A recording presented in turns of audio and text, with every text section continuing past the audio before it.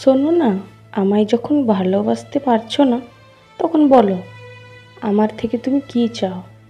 একটা কালো মেয়ে খুঁজে দিও তো আমায়। ওর গাল দুটো খাদান থেকে তুলে আনা সত্য পাথুরে কয়লার মতন হবে, যাকে এখনো পর্যন্ত গনগনে আঁচে ফেলে বাড়িতে ব্যবহার উপযোগী করা হয়নি।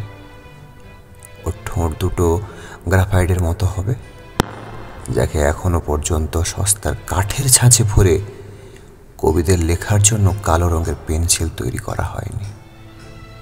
ওর ঘন কেশের শয্যা অরণ্যের রাত্রি মতো হবে, যাকে এখনো পর্যন্ত চোরা শিকারী ট্রাকের আলো ঝলমলে করতে পারেনি।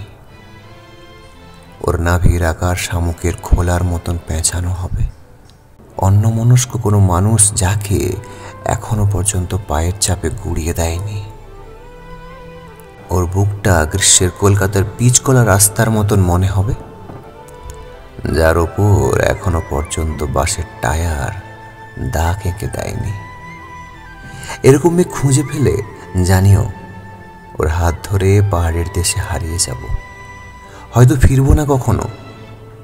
আদিম পাহাড়ের কালো পাথরের সাথে ওর গায়ে রং মিলিয়ে নেব। শুনেছি আদিম মানুষের বুকে সভ্যতা বাসা বাঁধতে পারেনি।